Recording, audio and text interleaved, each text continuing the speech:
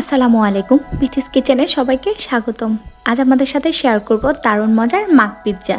সবসময় কিন্তু ঝামেলা করে পিৎজা বানাতে ইচ্ছা করে না, মাঝে মধ্যে হুটহাট পিৎজা খেতে ইচ্ছা করে, তাই তখনই ইনস্ট্যান্ট এই মাক পিৎজাটি তৈরি করে নিতে পারেন। সব কিছু মিলিয়ে মাত্র 5 মিনিট সময় লাগবে আপনার এই মাক পিৎজাটি তৈরি করতে। আর দেখতে যেমন সুন্দর, খেতেও কিন্তু দারুণ হয়েছে। তাই চলুন দেরি না করে দেখে নেওয়া যাক কীভাবে আমরা এই ইনস্ট্যান্ট মাক পিৎজাটি তৈরি করছি। প্রথমে আমি বড় সাইজের একটি মাগ নিয়ে নিচ্ছি, তার মধ্যে দিয়ে দিচ্ছি 5 টেবিল চামচ ময়দা। এরপর আমি দিয়ে দিচ্ছি সামান্য একটু বেকিং সোডা, আর দিয়ে দিচ্ছি 1/4 চা চামচ বেকিং পাউডার, আর দিয়ে দিচ্ছি অল্প একটু লবণ। এবার সমস্ত শুকনো উপকরণ আমি ভালো করে একটু মিশিয়ে নিচ্ছি।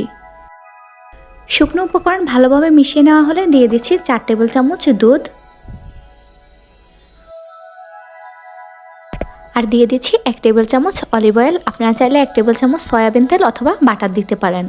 এবার সমস্ত উপকরণ আমি একটি কাঁটা চামচ দিয়ে ভালো করে একটু মিশিয়ে নিচ্ছি। মিশিয়ে নেওয়া হলে কাঁটা চামচটি তুলে আমি 1 টেবিল চামচ টমেটো সস আর সামান্য একটু বারবিকিউ সস নিয়েছি। এবার উপরে আলতো করে সসটা আমি চারপাশে দিয়ে দেব।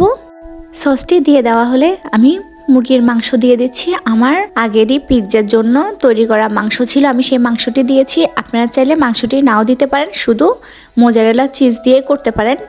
এরপর বেশি করে মাংস দেওয়ার পর আমি বেশি করে চিজ দিয়ে দিচ্ছি, আর উপরে একটু সাজিয়ে দিচ্ছি ক্যাপসিকাম আর একটু ব্ল্যাক অলিভ দিয়ে। এগুলো কিন্তু অপশনাল, না দিলেও কোনো সমস্যা নেই।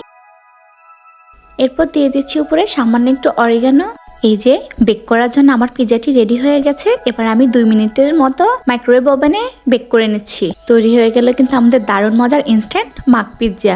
অবশ্যই এটি বাসায় ট্রাই করবেন, আর আমার চ্যানেলটি সাবস্ক্রাইব করবেন। আর যারা সাবস্ক্রাইব করেছেন তাদেরকে অনেক ধন্যবাদ। আল্লাহ হাফেজ।